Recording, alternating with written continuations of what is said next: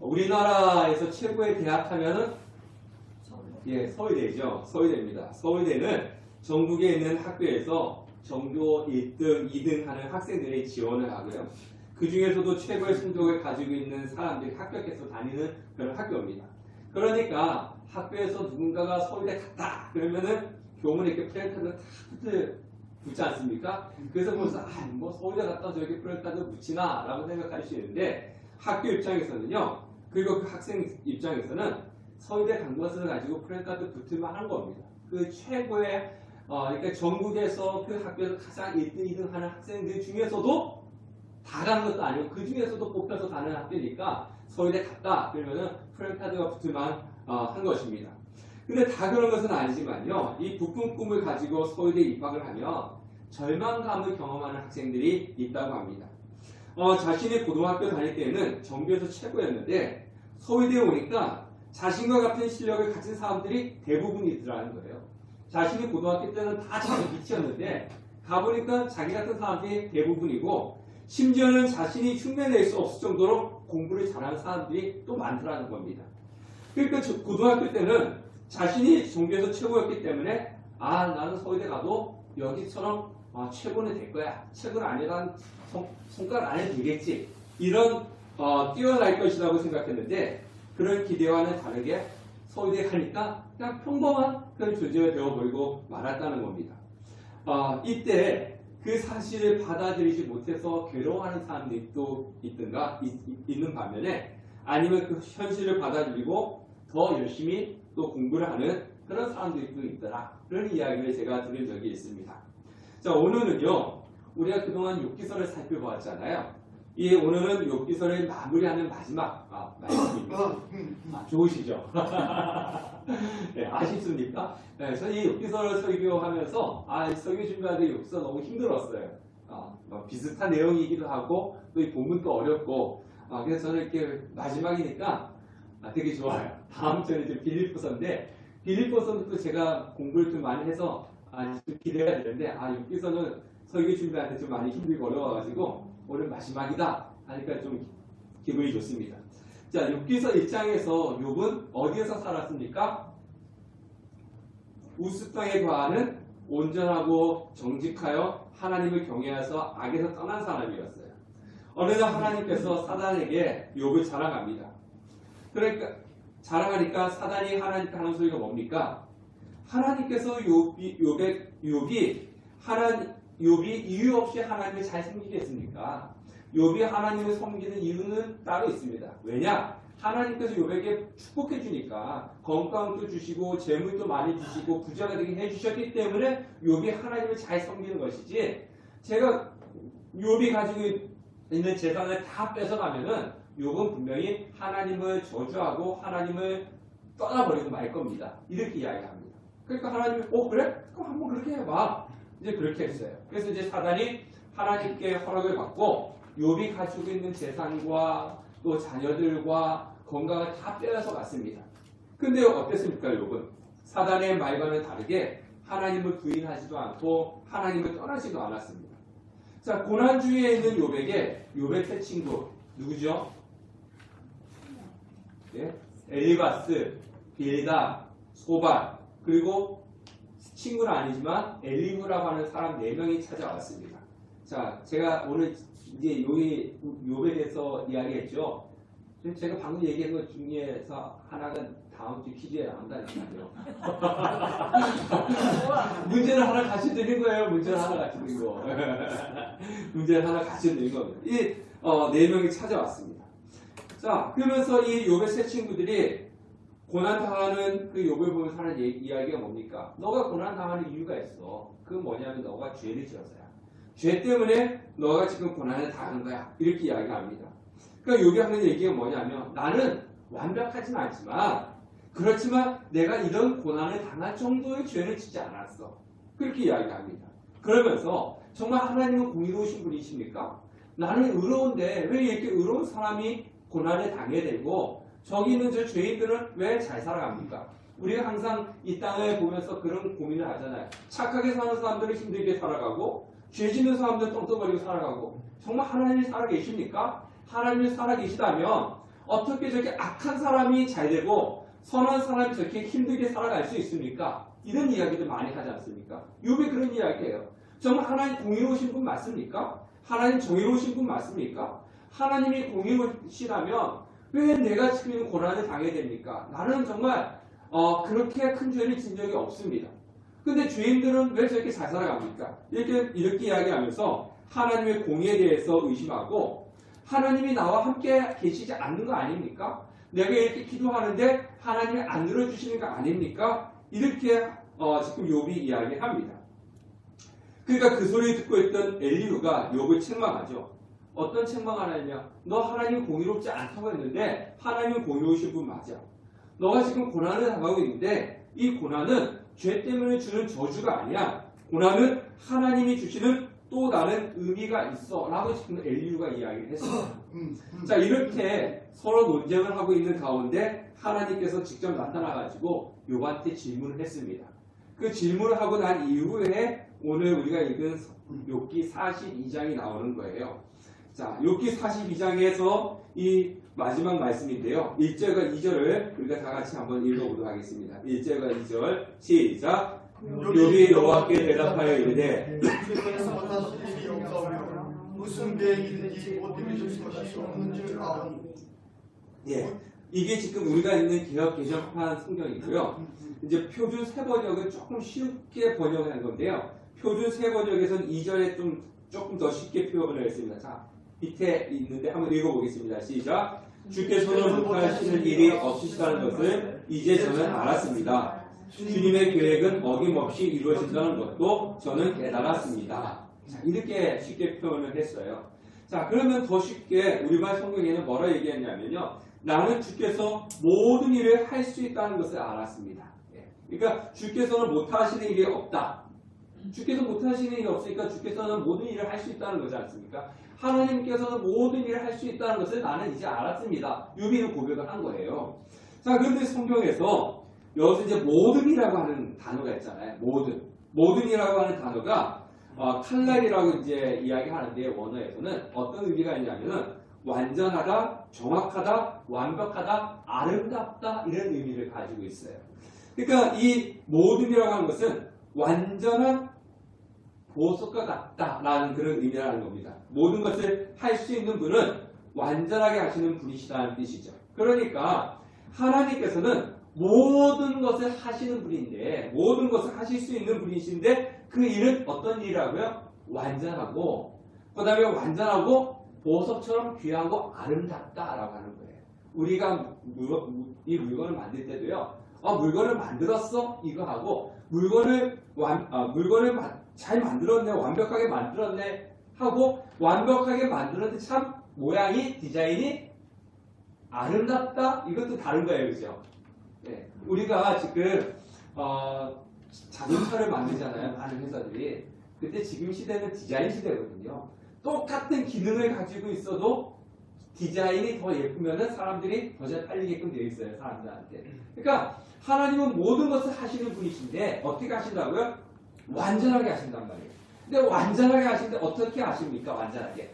아름답게 하신다는 거예요. 아름답게. 자, 그러니까 지금 욥이 하는 이야기가 뭐냐면요. 하나님이 자신한테 무엇을 주셨어요? 지금? 고난을 주셨잖아요. 근데 그 고난이 어떻다는 겁니까? 하나님의 고난도 주시는 분이신데 그 고난은 완전한데 어떤 완전함입니까? 아름다운 완전함이라는 거예요. 그러니까 욥은 이렇게 고백하는 겁니다. 하나님은 제게 고난을 주실 수 있는 분이십니다. 근데 그거는 완전한 것입니다. 그리고 그것은 아름다운 것입니다. 라고 고백하고 있는 거예요. 고난 당하고 있는 욥이 하나님이 나한테 고난을 주셨는데 이거는 완전한 거고 아름답습니다. 라고 고백을 하고 있는 겁니다. 하루아침에 재산을 다 잃어버렸잖아요. 하루아침에 자식이 다 죽었잖아요. 그 자신은 이 악창이라고 그러는데 심한 피부병에 지금 여러 달 동안 고통을 당하고 있는데 그것을 가지고 완전하고 아름답다라고 고백을 하고 있는 거예요. 어제 뉴스에 보니까 오늘 한파 되게 오늘 춥더라고요. 눈이 내린다고 하는데 여기는 눈이 안 왔어요. 어제 밤에 조금 내리고 말았는데 강원도에는 지금 눈이 많이 내려가지고 쌓이고 그렇더라고요. 우리 박수님 계신 곳은 눈이 왔습니까? 그거 안 마찬가지. 네.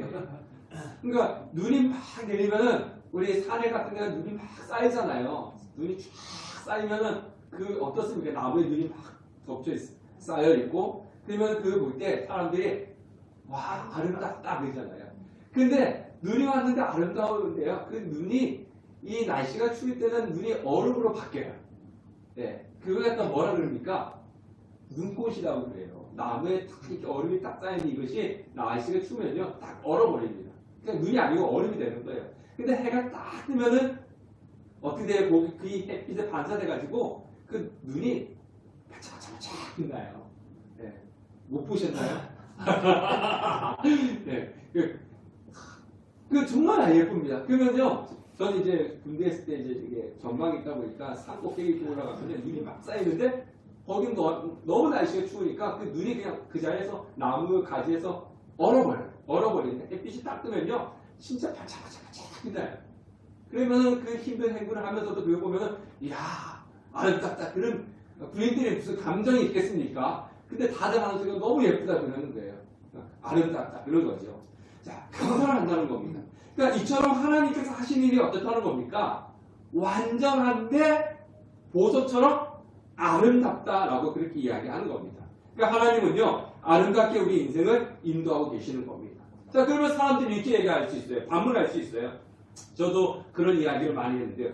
아니 목사님 지금 제 인생을 보십시오. 저는 지금 오랫동안 병으로 아파하고 고통받고 있고 저는 지금 가난 속에서 힘들게 살아가고 있는데 저 같은 경우 우리 교회가 이렇게 크게 성장하지도 못하고 있는데 어떻게 이것을 갖다가 인생이 아름답다고 이야기할 수 있습니까? 그렇게 이야기할 수 있어요. 그죠? 아니 오랫동안 병이 더 아파.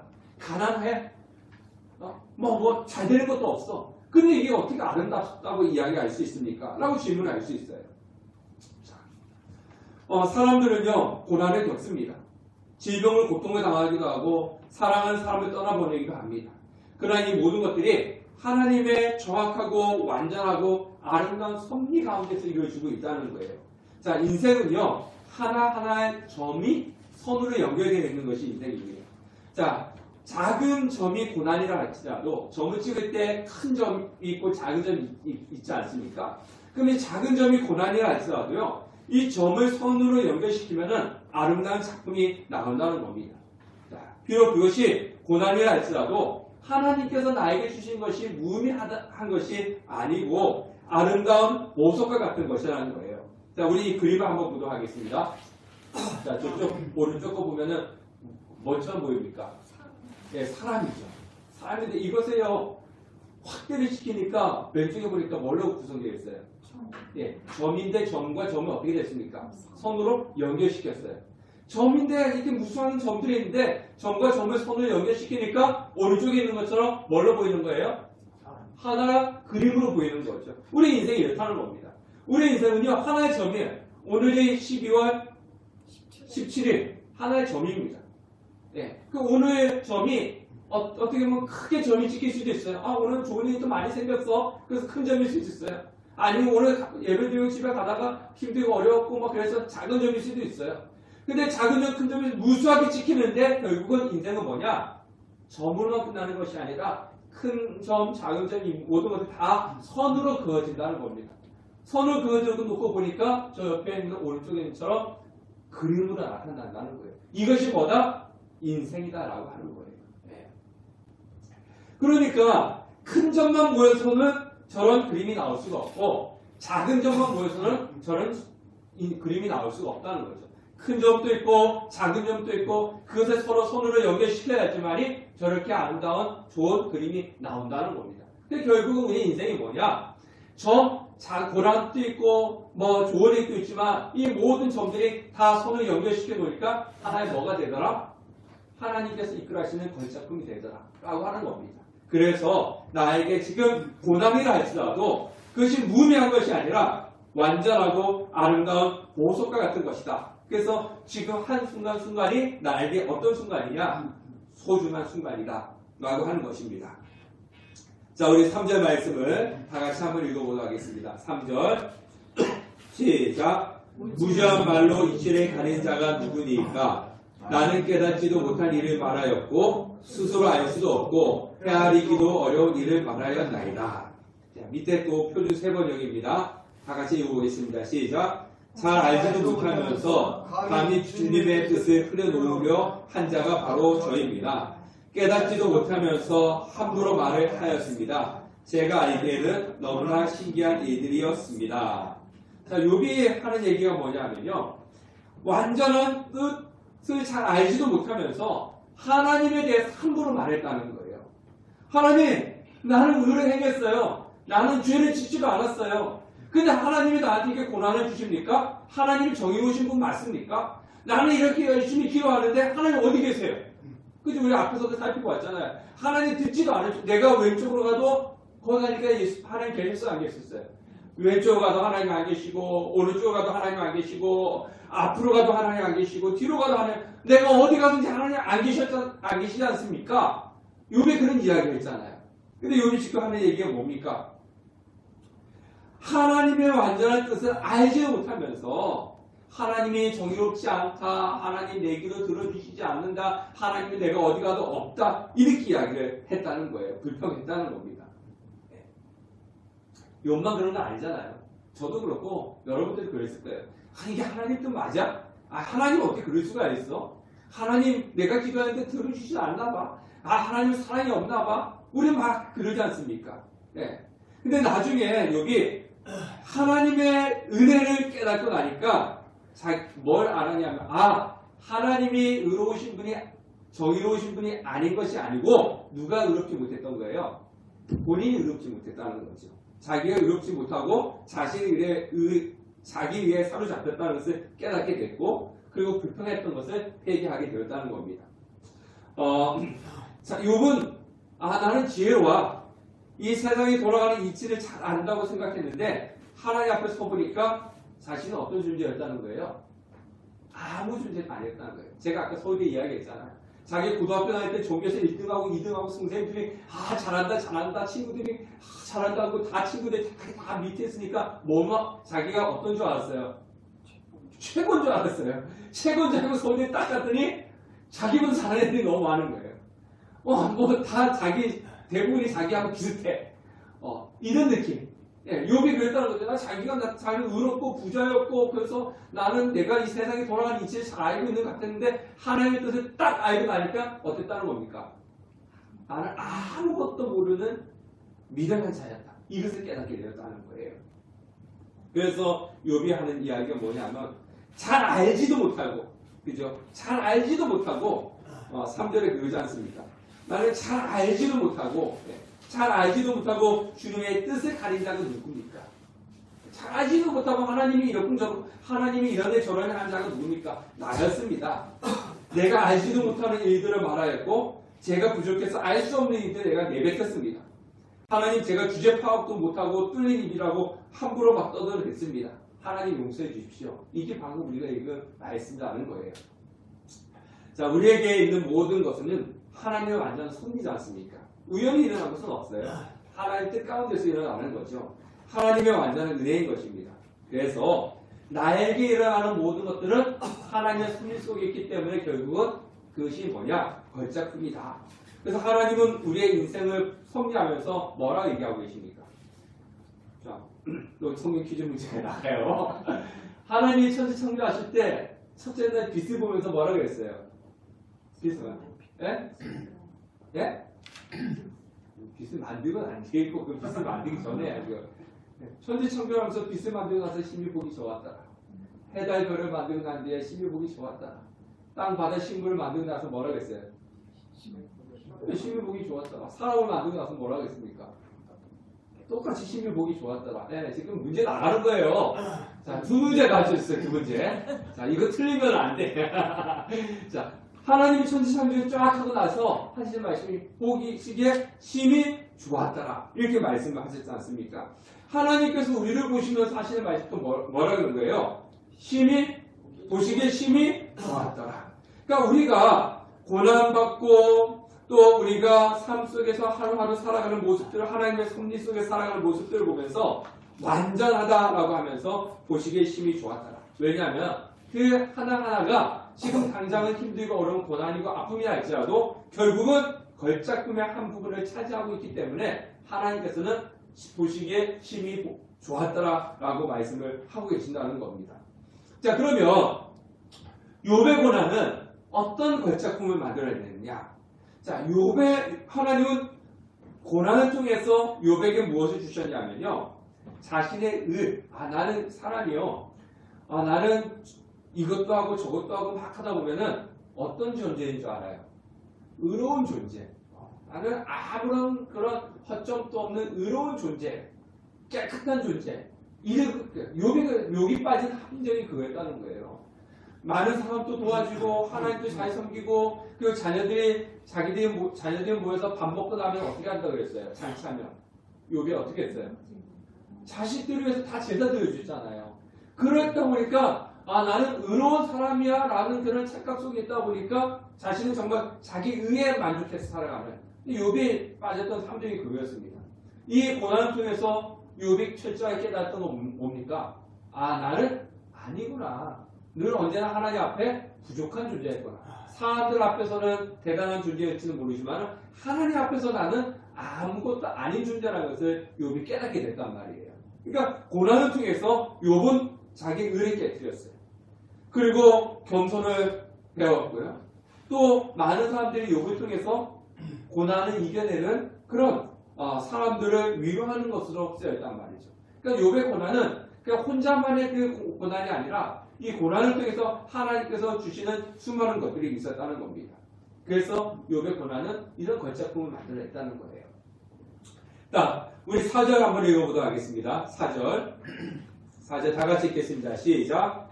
내가 말하는 싸우니 주는 들으시고 내가 주께 묻게 싸우니 주여 내게 알게 하옵소서. 밑에 후주 세 번역도 읽어볼게요. 시작. 말씀하셨습니다. 들어라, 내가 말하겠다. 내가 물을 터이니 내게 대답하여라 하셨습니다. 이 무슨 하나님께서 말씀하셨다는 거예요. 하나님께서 들어라, 내가 말할 테니 내가 물을 테니까 대답해봐. 내가 말할 거야. 내가 물을 거야. 그러니까 한번 대답해봐. 이게 이제 하나님의 말씀이거든요. 그 전에는 누가 계속 하나님께 질문했습니까? 욥이 뭐라고 했습니까?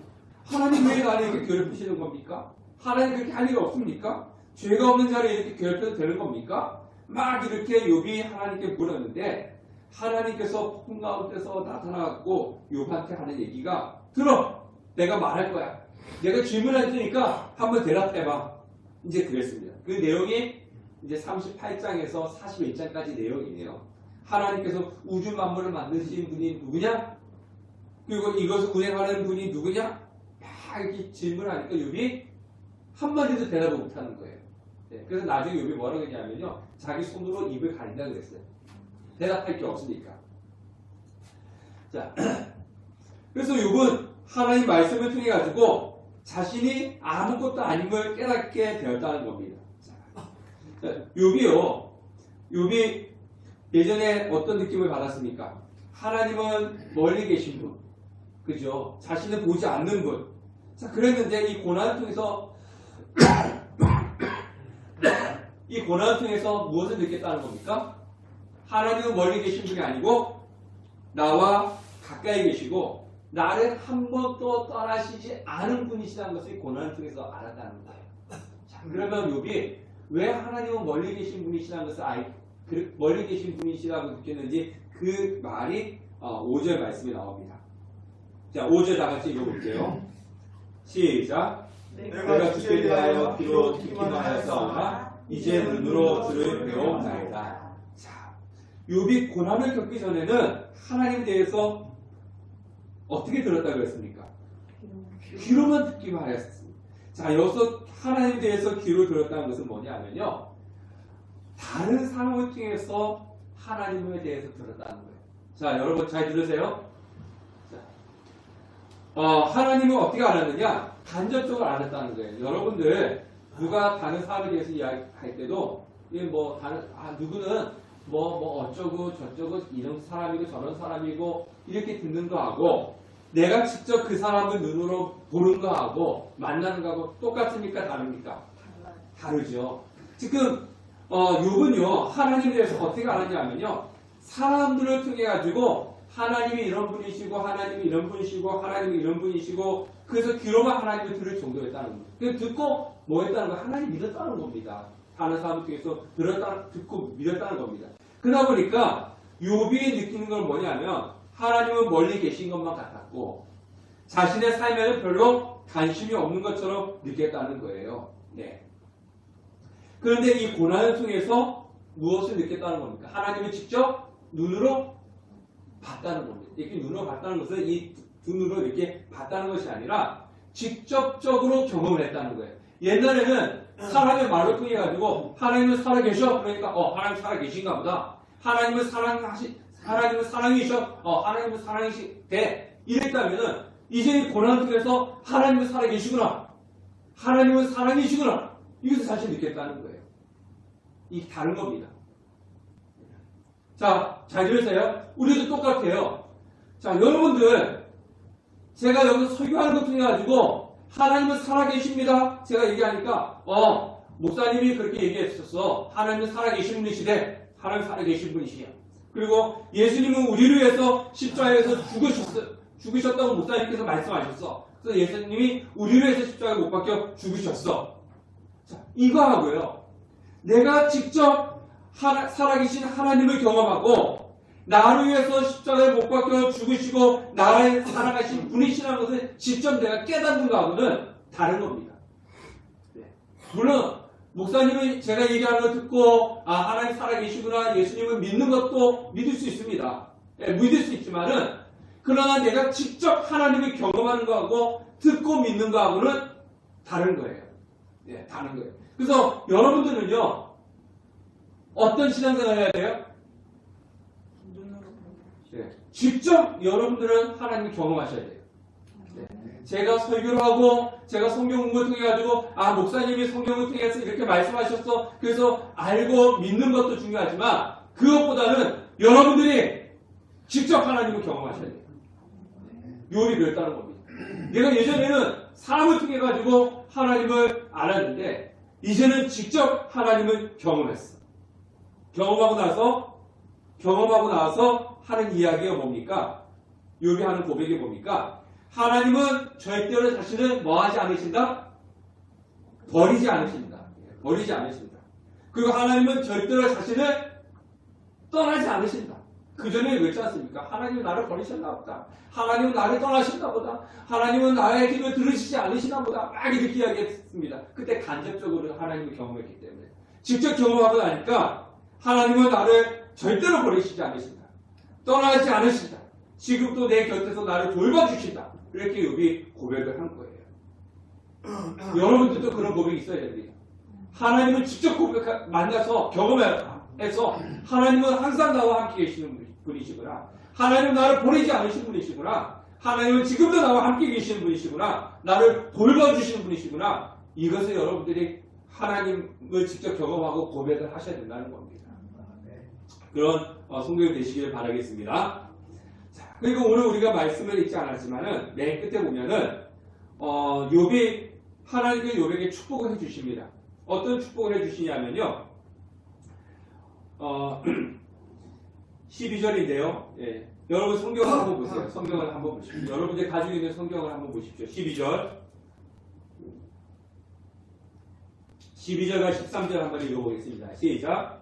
여호와께서 욥의 말년에 욥에게 처음보다 더 복을 주시니 그가 양 14,000과 낙타 6,000과 소 1,000개로 암나기 1,000을 주었고 또 아들 7과 딸 3을 주었으며 예.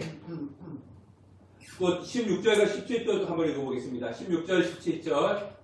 그 후에 욥이 140년을 살며 아들과 손자 4대를 모았고 욥이 늙어 나이가 차서 죽었다. 자, 보십시오. 이 12절은요, 재산을 축복 주셨는데, 여러분들 나중에, 한번 보세요. 이 1장의 욥의 재산과 여기 있는 욥의 재산을 딱 비교해보면 다 정확하게 2배입니다. 네, 딱 2배입니다, 2배. 네, 2배를 주셨어요, 하나님께서. 네, 그리고 자녀들은 똑같이 주셨는데, 똑같이 주셨고, 16절 보니까 손자 4대까지도 왔고, 장수를 줬어요.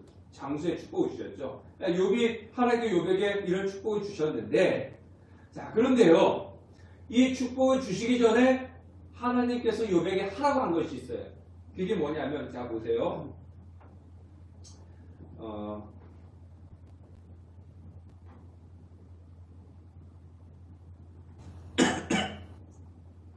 8절 한번 읽어보겠습니다. 8절 시작. 그런즉 너희는 수소 7과 수냐 7을 가지고 내 종 욥에게 가서 너희를 위하여 번제를 드리라. 내 종 욥이 너희를 위하여 기도할 것인즉 내가 그를 기쁘게 하리니 너희가 은혜한 만큼 너희에게 갚지 아니하니라. 이는 너희가 나를 가리켜 말한 것이 내 종 욥의 말과 같이 옳지 못함이라. 그러니까 이 하나님께 하신 얘기가 뭐냐면, 욥의 세 친구들한테 너 가가지고 욥한테 가가지고 용서 빌어. 그래 용서 빌어 이러지 않습니까? 그래서 욥이 용서를 해주는 거예요. 지금 이 이야기가 뭐냐면, 그래서 9절에 보면은 여호와께 자신의 마음을 하니까 여호와께서 욥을 기쁘시게 받았더라. 욥한테 가가지고 제사 드려달라고 해. 그래서 기도해달라고 해. 이거 용서 빌어 이겁니다. 그러니까 욥이 어떻게 했습니까? 그 친구들을 용서해 주었지 않습니까? 그러니까요, 용서하는 자에게 하나님께서 은혜를 주시는 거죠. 근데 용서가 쉽습니까? 어렵습니까? 어려워요. 자신이 그렇게 고통을 당하고 있는데 와가지고 네가 지금 이렇게 고난 당한 건 네 죄 때문이야. 위로해줘야 되는데 위로를 안 해주고 와가지고 너 죄 때문에 이랬어. 아이고 정말 제가 이 설교 시간에 함부로 말할 수 없지만 설교 안에서는 뭐 해도 시원치 않은 사람들이에요. 여기 양반이고 경을잖아요. 속된 말로 뭐 해서 먹어도 풀리지 않을, 그죠? 여러분들 그런 이야기 안 하셔요? 아이고야, 양반이시네요. 자, 소리 말고 여기 오십시오. 자, 어쨌든 용서가 어렵단 말이에요. 용서가 어려운데 하나님께서 사실 너 그냥 용서해. 축복하기 전에 뭐 요구했어요? 욥한테 용서해주라고, 친구들 용서해주라고. 용서가 끝나니까 하나님께서 축복해 주신 거예요. 자, 그런데 욥이요, 용서가 어려운데 어떻게 그렇게 다른 사람을 용서할 수가 있었겠습니까? 그리고 고난 속에서 어떻게 하나님께 감사할 수 있었겠습니까? 자, 감사 카드 여기까지 꼭 적으셔야 됩니다. 여러분 적어가지고 마지막 주 오셔서 안 하면 그 자리에서 적어서 내는 게 아니라 앞에서 서로 감사를 나누는 거예요. 우리는 1년 동안 하나님께서 알게 주신 은혜가 여기까지밖에 없겠습니까? 예. 안 적은 사람들을 꼭 가져가가지고 적으십시오. 자, 우리가 다른 사람을 용서하고 고난 속에서 감사할 수 있을 이유가 뭐겠습니까? 욥의 고난 속에서 그 고난을 당했는데 그 고난이 감사하다고 얘기하고 있고, 그 어려운 용서를 할 수 있었던 이유가 있단 말이에요. 그게 뭐냐면은 이 모든 것들이 다 하나님의 은혜임을 깨닫고, 이것이 나의 걸작품 만들어가는 과정 속에 하나라는 것을 깨닫기 때문에 용서할 수 있었고, 그리고 감사할 수 있었던 거예요. 의인과 어리석은 사람의 차이점이 뭔지 아십니까? 고난이 왔을 때 의인과 어리석은 사람의 차이점이 있어요. 어떤 차이가 있을까요? 의인은요, 자신이 고난을 딱 당하면 누구 찾습니까? 하나님 찾습니다. 하나님. 어리석은 사람은요, 고난이 딱 오면은 하나님을 떠납니다. 이 차이예요. 하나님 어떻게 나한테 이런 고난을 주셨어요? 이거 하나님 안 계십니다. 하나님을 떠나요. 어리석은 사람은. 근데 의인은 뭐예요? 고난이 딱 있으면은 하나님 앞에 나와서 하나님 이 고난이 이기게 해달라고, 벗어나게 해달라고. 이게 의인과 어리석은 사람의 차이점이에요. 성도와 안 믿는 사람의 차이점이 아니라 똑같은 성도라도 의인과 어리석은 사람은요, 고난이 왔을 때 하나님 찾느냐 아니면 하나님께 불평하고 하나님 떠나느냐, 이 차이가 있다는 겁니다. 지금 우리는요, 나의 삶의 한순간 한순간이 하나님이 나를 어떻게 만들어가는 과정입니까? 완전하고 아름답게 만들어가는 과정입니다. 그 한 점을 찍는 거예요. 욥과 같은 고난 속에 있다 할지라도 이 고난을 통해서 하나님 나에게 주실 그 축복을 기대하고 욥처럼 끝까지 하나님 믿고 찾아서 우리 여러분들의 한순간순간이 어떻게 되기를 완전하고 아름다운 보석과 같이 빛나는 그런 은혜와 축복이 여러분들에게 있단 말이에요. 그것을 경험하는, 그리고 그렇게 찬란하게 하나님이 주신 은혜로 통해서 완전하고 아름답게 빛나는 그런 성도님들이 되시기를 주님의 이름으로 축원합니다.